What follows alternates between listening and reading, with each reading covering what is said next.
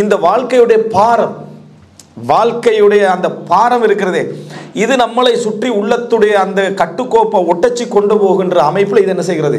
வாழ்க்கையுடைய பாரம் உருவாக்கி கொண்டிருக்கிறது. அத்தனைக்கும் இன்றைய காலத்துடைய வேகம் என்ன செய்கின்றன? காரணமாக இருந்து கொண்டிருக்கு. வாழ்க்கையுடைய பாரம்டா என்ன? ஒரு காலத்தில் நீங்கள் வெளிநாட்டில் இருக்கிறீங்க, உங்கள்கிட்ட ஒருத்தர் உதவி தேடணும்னா அவருக்கு ஒரு மாதம் போகும். லெட்டர் வரணும், லெட்டர் போகணும், விளங்கிட்டா? அதுக்கு பிறகு கன்ஃபார்ம் பண்ணணும், திருப்பி இன்னொரு லெட்டர் வரணும், அவ்வளவு இல்லை இவ்வளவு இந்த இதற்கு ஒரு 3 மாதம் ஆகிரும். இதுக்கு ஒரு 3 சம்பளம் வந்துடும், நீங்கள் ரெடியாகிருவீங்க. இப்போ அப்படி இல்லை. காலையில் போட்டால் ஈவினிங்கில் என்ன செய்யணும்? அது விடுங்க, காலையில் போட்டு லுகரில் என்ன செஞ்சிடணும்? அது நடந்துடணும். நடக்காட்டி குடும்ப பகமை. நடக்கலைன்னா இருந்து கொண்டும் தாரான் இல்லை. எப்போ மெசேஜ் போட்டாய்? அந்த ஊரில் காலையில் மெசேஜ் போட்டேன், இங்கே இன்னும் காலையே ஆகலை, அதுக்குள்ளே சண்டை. வணங்கிட்டா? அந்த அளவுக்கான வேகம் எந்த இப்போ அதாவது பாரத்துடைய நிலைமை என்ன? கணவன் மனைவி வைக்கிறாங்க, நீங்கள் ஆன்லைன் வந்துட்டு போய்க்கிறீங்க, ஆனால் எனக்கு ரிப்ளை பண்ணலை, சண்டை வருதா இல்லையா? எப்படி வருது? இது எந்த காலத்தில் நம்ம இருந்து கொண்டு இருக்கிறோம்? பாரம். அதான் நான் சொல்ல வரேன்னா, குடும்ப பாரம். உதவி தேடுதலாக இருந்தாலும், நீங்கள் உதவி செய்வதாக இருந்தாலும், நீங்கள் சுமக்கக்கூடிய பணத்துடைய அந்த செலரியுடைய செலவுகளாக இருந்தாலும், ஒரு செகண்ட் அடுத்தடுத்த செகண்டில் எல்லாமே ரெடி ஆகிடுது. அதனால் ஒரு காலத்தில் ஒரு வெளிநாட்டில் உழைக்கிற சந்தர்ப்பத்தில் அவற்றை ஒரு 4 பேர் உதவி கேட்டுக்கிறாங்கன்னா, இன்றைக்கு 40 பேர் கேட்கறதுக்குரிய எல்லா ரூட்டும் ரெடி. இவன் 4 நிமிஷத்தில் காலி பண்ணுறதுக்குரிய டிரான்சாக்ஷனும் ரெடி செஞ்சாகணும். இல்லாட்டி குடும்ப பகமை, இல்லாட்டி பிளவு, சச்சரவு, சண்டை இவ்வளோ வந்து முடிஞ்சிருது. அப்போ அன்றைய காலம் போல இன்றைய காலத்துடைய சூழ்நிலைகள் ஒரு மூமின் பார்க்கலாமா? அப்போ இது வந்து ஒரு பாரமான ஒரு நிலையை நோக்கி போய்கிட்டு இருக்கார். இவைகள் 3மே ஒரு முக்கியமான பகுதியாக இருந்தாலும், 4வது ஒரு முக்மினுடைய முக்கியமான சப்ஜெக்டாக எங்களுக்கு எது சொல்லுது? ஹம்முல் முக்மின் வந்து எப்பொழுதுமே எப்படி இருக்குமெண்டா, அல்லாஹ்வோடு என்ற தொடர்பு எப்படி இருக்கிறேனா, சரியாக இருக்கிறேனா, பிழையாக இருக்கிறேனா, இறைவனுக்கு நெருக்கமாக இருக்கிறேனா, சரியான முறையில் நடந்து கொள்றேனா, இந்த மாதிரியான ஒரு போராட்டம் அவனுக்கு இருந்து கொண்டு இருக்கும். அதுக்காக நேரம் செலவழிப்பதற்கான சூழ்நிலையை அப்படியே என்ன செஞ்சுட்டு இல்லாமல் ஆக்கிவிட்டது. யார் எந்த அளவுக்கு ஒரு முக்மீன் இப்போ இருக்கிறான்னு சொன்னால், யா நஃப்ஸி, என்னை பாதுகாத்துக்கின்ற போதும் மற்றவர்களை பற்றி யோசிப்பதற்குரிய நிலையில் இல்லை. ஆனால் ஒரு ஈமான் உள்ள ஒரு முக்மீனாக இருக்கக்கூடிய எவருமே அப்படி இருக்க மாட்டார்கள். ஒவ்வொரு நிமிஷமும் தன்னுடைய என்ன பிறப்பிலிருந்து, என்ன கிடக்கைகளில் இருந்து ஒவ்வொரு விஷயத்துலையும் அவனுடைய சிந்தனைகள் என்ன செய்யும்? போய்கொண்டே இருக்கும். எங்கிருந்து நினைச்சு பாருங்க, நீங்க எங்கிருந்து அவனுடைய சிந்தனை போயிட்டு இருக்குமெண்டா, சூரா யாசீன்ல நம்ம படிக்கும், கொல்லப்படுறான், கொல்லப்பட்ட உடனேயே அவருக்கு சொர்க்கத்துக்கு போங்கன்னு சொல்லப்படுது. அவர் முதலாக சொன்ன வார்த்தை என்ன? யாலை த கௌமி யாலமூன், என்ற சமுதாயத்தினர்கள் இதை அறிந்து கொள்ளக்கூடாதா?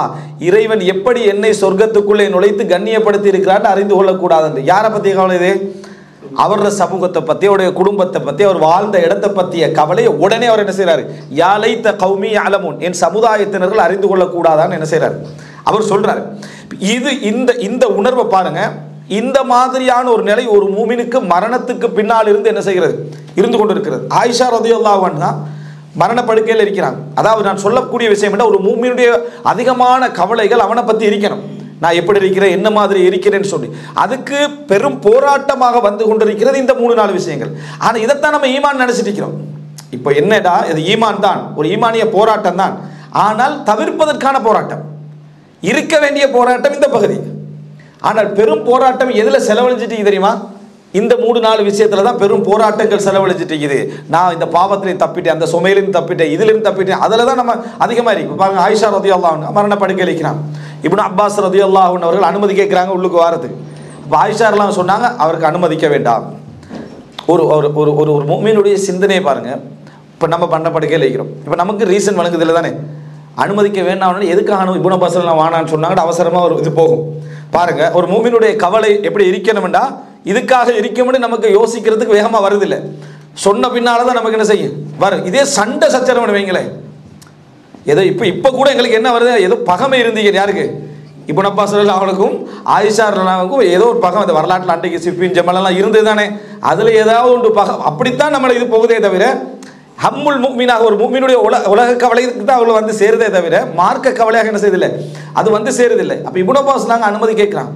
அனுமதி கேட்ட உடனே அனுமதிக்க வேண்டாம்னு சொல்றாங்க. எதன் காரணமாக அனுமதிக்க வேண்டாம் அப்படின்ற அதுல செய்தி வருது அப்படின்னு சொன்னால், அவர் உள்ள நுழைஞ்சாருன்னா என்னை வந்து பாராட்டுவார். ஏன்னா அவங்க மரணப்படுக்கையில் இருக்கிறாங்க, என்னை பாராட்டுவார்.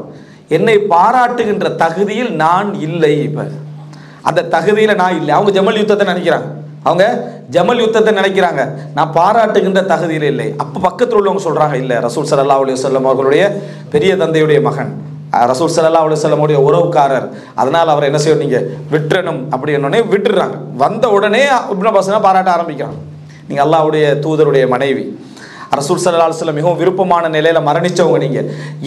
இதைத்தான் வெறுக்கிறாங்க. யாரு? ஆயிஷா ரலியல்லாஹு அன்ஹா. சும்மா நினச்சி பாருங்க, இங்கே இன்றைக்கு உலகத்தில் ஃபேமஸ் ஆகிக்கிற ஒரு அரபு நாட்டு ஷேகொத்தர் நீங்கள் மரணப்படுக்கையில் வீட்டு வாசலுக்கு வந்திக்கிறான்னு வைங்களேன், அதுதான் நம்மளோட சாகிற நேரத்திலே ஃபேமஸ் ஆகிட்டு சாகணும் தான் நினைப்பான். வந்துட்டான் கதவை தட்டுகிறார், இப்படித்தான் ஷேக் சாலிஹ் அல் ஃபௌசான் அவர்கள் வீட்டுக்கு வந்திக்கிறாங்கன்னா அவ்வளோதான். உங்களோட சக்கராத்து அண்டைக்கு எப்படி இருக்கும் தெரியுமா? அதாவது மனிதனுடைய அந்த மைண்டு செட்டுடைய வேகத்தை நீங்கள் நினச்சி பாருங்க பாப்போம். தவிர்க்கேல்மா நீங்கள் நினைக்கிறீங்களா? நீங்கள் என்ன அந்த நிமிஷத்தில் அல்லாவோடு உள்ள தகுதி அண்டைக்கு நினைப்பீங்களா? அல்லாவோடு உள்ள கண்ணியத்துடைய போராட்டத்தை நினைப்பீங்களா? அல்லாஹ் என்னை எப்படி சொர்க்கத்துக்குள்ள நுழைக்க போறான்னு நினைப்பீங்களா? ஊருக்கு ஒரு நல்ல செய்தியோட மௌத்தா போறேன்னு நினைக்கிறீங்களா? நல்ல செய்தியோட மௌத்தா போறேன்னு தானே சிந்தனை வருது. அதுக்கு ஒரு ஷைத்தான் ஒரு விஷயம் கொண்டு வந்து சேர்ப்பான். நல்ல மக்கள் உன்னை தேடி வந்திக்கிறாங்க, நல்ல மக்கள் உன்னை பாராட்ட வந்திக்கிறாங்க, ஒரு நல்ல மக்களுடைய துவாவோட எப்படி அது நீங்கள் நினச்சி பாருங்க. அது இதனால் எனக்கு இப்போ என்ன நடக்க போகுதுன்னா, இந்த மரணத்தோட ஊரே நம்மளே பேச போகுது, ஊரே நம்மளே தூக்க போகுது. இது அல்லாஹ்வுக்கு ஒரு கோபத்துக்குரிய செயலாக மாறுமாட்டு பயமும் நமக்கு வருதா? வரல. இந்த மூணு தான் காரணம். இந்த நான் சொன்னேனே, இந்த ஹம்முல் முஃமின் வந்து எதில் இருக்குதோ அதில் வராமல் இருக்கிறதுக்கு எங்களுக்கு தெரியாமல் சில விஷயங்கள் பேசிக்கே ஆகிட்டு தலையில் பதிஞ்சிட்டு, அதுதான் அடிப்படை அப்படின்ட்டு. இந்த இடத்துல இப்னு அப்பாஸ் நாங்கள் வரப்போகிறாங்க. ஆயிஷா நான் சொல்கிறாங்க, இல்லை அனுப்ப வேணா, பாராட்டுவார். பாராட்டிட்டாங்க, போயிட்டார். இதைத்தான் நான் பயந்தேன் ஆயிஷாலாம் சொன்னான். ஆனால் மௌத்தான நேரத்தில் ஒரு வசியத்து பண்ணாங்க. இதில் நினச்சி பாருங்க, ரசூல் ஸல்லல்லாஹு அலைஹி வஸல்லம் அவருடைய கபரு, உமர்லாவோட கபரு, அபூபக்கரான கபர் இருக்குது. அந்த இடத்துல இன்னொரு கபர் அடக்கிறதுக்கு இடம் இருக்குது. அந்த ஹுஜ்ரா ஷரீஃபால 3 பேர் இல்லை, 4வது ஒருத்தர் அடக்கலாம் அந்த இடத்துல. அந்த இடம் எம்டியாக இருக்குது. அந்த இடத்துல ஆயிஷா ரலியல்லாஹு அறை தானே அது, ஆயிஷா ரலியல்லாஹு அறை. அது என்னதான் வந்து அதாவது விற்கப்பட்டு இருந்தாலும் கூட அவங்களுக்கு அடக்கிறது கேட்கறதுக்கான உரிமை என்ன செய்யுது, அவங்களுக்கு உண்டு. ஆயிஷா ரலியல்லாஹு சொல்கிறாங்க, என்ன நீங்கள் ஸ்பெஷலாக எந்த இடத்துலையும் அடக்கி விட வேண்டாம், என்னை பக்கையில் கொண்டு போய் என்ன செய்யுங்க, அடக்குங்க, நான் தூய்மைப்படுத்தப்படாமல் இருப்பதற்காக அப்படின்றான். அதை ஸ்பெஷலாக கண்டா இது ஆயிஷாவோட கபரு அப்படின்ற ஒரு தூய்மையான ஒரு அடையாளம் எனக்கு என்ன செஞ்சிடும் வந்துடும் என்பதற்காக என்ன இந்த இதில் என்ன செய்ய வேண்டாம், அடக்க வேண்டாம் ஆயிஷா சொன்னதாக புகாரி முஸ்லிமில் வரக்கூடிய செய்தியில் என்ன செய்கிறோம் நம்ம பார்க்குறோம். அன்புள்ள சகோதரர்களே, இதுதான் ஒரு மூமினுடைய இந்த ஹம்மு பாருங்க. மறுமை நாள் ஒரு மனிதன் மரணித்த பின்னால் அவனுடைய உள்ளத்தில் அதுதான் இருக்குது. மௌத்தாகிற நேரத்திலையும் தன்னை பற்றியான அந்த சிந்தனை தான் ஒரு மூமினுக்கு இருக்கணும். இந்த போராட்டம் அவனுக்கு அதாவது பருவ வயதிலிருந்து சிந்திக்க தெரிஞ்ச காலத்திலிருந்து அவன்கிட்ட உள்ள ஒரு ஈமானிய போராட்டம். எங்கள் எல்லார்ட்டையும் ஒவ்வொரு ஈமான் குறைந்தவருக்கும் அதிகமானவருக்கும் அந்த போராட்டம் இருக்கும், இல்லாமலாம் இல்லை. ஆனால் அந்த போராட்டம் எந்த வகையில் சைத்தான் வழி நடத்தி போவான் தெரியுமா? சைத்தானை விட ஒரு பொறுமையாளரை பார்க்கலுமா? சைத்தானை விட பொறுமையாளர்னு உங்களுக்கு என்ன செய்யலாது, பார்க்க முடியாது. நம்மளோட 60 வருஷம் நிற்கிறானே, விளங்கிட்டா, இவனை எப்படியாவது நரக படுகொலிக்குள்ள கொண்டு போயிடுன்றதுக்காக வேண்டி ஒரு 60 வருஷம் பயணிக்கிறான். கடைசியில் ஒரு செகண்ட் அவனோட கிடைக்காதாண்டு, கடைசியில் ஒரு செகண்ட் கிடைக்காதுன்னு சுஃபியான தௌரி ரஹிமஹுல்லாவுடைய அழகான ஒரு வார்த்தை. என்ன வார்த்தை? சுஃபியான தௌரி ரஹிமஹுல்லா என்ன சொல்றாரு அப்படின்னு சொன்னால், நான் என்னுடைய பாவங்களை பொறுத்த வரைக்கும் எனக்கு அது ஒரு பாரமே இல்லை. என்னுடைய பாவங்கள் இருக்கு தானே, அது எனக்கு பாரமே இல்லை. எதை நினைச்சா தெரியுமா? என் ஈமான பாதுகாக்கிறத நினைச்சான். எனக்கு ஈமான பாதுகாக்கிறத நினைச்சா என் பாவங்கள் எனக்கு ஒரு பாரமே இல்லை. என்ன காரணம் என்றா, இன்னி அகாஃபு அன் உஸ்லப ஈமானி, என் ஈமான் பறிபோவதை நினைச்சு தான் நான் என்ன செய்கிறேன், பயப்படுகிறேன். எவ்வளோ பாவம் செஞ்சிருந்தால் அல்லாஹ் மன்னிக்கக்கூடிய வாய்ப்பு இருக்குது. ஆனால் இங்கே ஈமான் பாதுகாப்பு இல்லை. ஈமான்ல வந்து நம்ம அல்லாஹ் பற்றி என்ன நினைக்கிறோம், தூதரை பற்றி என்ன நினைக்கிறோம், சமுதாயத்தை பற்றி நினைக்கிறோம். ஒரு சோதனை ஒன்று வந்தா எங்களோட நிலைமை எப்படி இருக்கும்?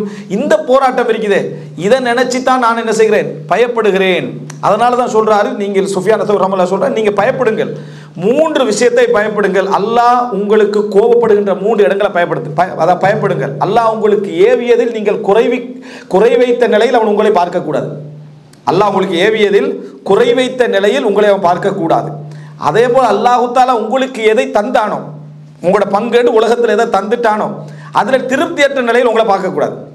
அதில் திருப்தியற்ற நிலையில் உங்களை பார்க்க, உங்களுக்கு அல்லாஹு தாலா ஒரு கிஸ்மத்து பண்ணிட்டானா அதில் திருப்தியற்ற நிலையில் உங்களை என்ன செய்யக்கூடாது, அல்லாஹ் தால பார்க்கக்கூடாது. நீ பார்த்தீங்கன்னா எந்த நிமிஷமும் யா அல்லாஹ் நான் அல்லாஹ்வை பொருந்திக் கொள்கிறேன் என்றது இயற்கையாக உங்களோட உள்ளத்தில் என்ன செய்யணும், ஊறிக்கொண்டே இருக்க வேண்டிய ஒரு ஈமானிய ஊற்றாக என்ன செய்ய இருக்கணும். மூணாவது என்னடா, அல்லாஹ்ட்ட ஒன்றை கேட்குறீங்க, உலகத்தில் கேட்டு கேட்டு அது கிடைக்கல, அந்த நேரத்தில் இவ்வளோ கேட்டு அல்லாஹ் தரலை என்ற கோப நிலையிலும் திருப்தியற்ற நிலையும் அல்லாஹ் உங்களே என்ன செய்யக்கூடாது, பார்த்து விடக்கூடாது. இதெல்லாம் எதை தூக்கிடும், ஈமானை எடுத்துடும். இங்கே பாவத்தை பயந்துக்கிட்டு அந்த பக்கத்தில் இது ஈமானையே என்ன செஞ்சிடும், எடுத்து விடும். அதைத்தான் நான் அதிகமாக பயப்படுகிறேன் சுஃபியான் தௌரி ரஹிமஹுல்லாஹ் என்ன செய்கிறாங்க சொல்கிறாங்க. இது இப்போ பாருங்க, இந்த செய்தி ஒரு முஃமின் முஆலஜத்துல் கல்ப் தன்னுடைய உள்ளத்தை ஒரு போராட்டத்துக்குள்ளே வைத்து கொண்டு போகக்கூடிய இந்த போராட்டம் இருக்க, இது நிறைய பேர் ஒரு தீர்வை காணணும்னு நினைக்கிறாங்க. இதில் தீர்வுன்னா இன்றையிலிருந்து ஒரு சஹாபி லெவலில் நமக்கு போகலாம் இருக்குது, ஒரு தாபியின் லெவலில் நமக்கு போகலாம் இருக்குது. கடைசி வரைக்கும் சஹாபிக்கு அது கிடைக்கல. யாருக்கு கிடைக்கல? சஹாபிக்கு அது கிடைக்கல. இதில் எப்படி இருக்கணும்னா, போராட்டத்தில் தோல்வி அடையாமல், போராட்டத்துடைய வீரியம் குறையாமல், நாளுக்கு நாள் நான் கொஞ்சம் என்ன செய்யணும், கூடுதலான ஒரு நிலையில் இருக்கணும் என்ற சிந்தனையை தவிர வேறு எதுவும் என்ன செய்யக்கூடாது, அதில் இருக்கக்கூடாது. அன்புள்ள சகோதரர்களே, இதை இந்த ஹம்முல் வாழுகின்ற, அதாவது ஒரு மரணத்துக்கு பின்னாலும் ஒரு முஃமினுடைய சிந்தனை, அது வாழ்ந்து கொண்டிருக்கிற நேரத்திலும் ஒரு முஃமினுடைய சிந்தனை, அது ஒரு மனித, அதாவது மரணப்படுக்கைக்கு முன்னாலும் இந்த சிந்தனை அதாக இருக்கணும். சுப்ஹானல்லாஹ்.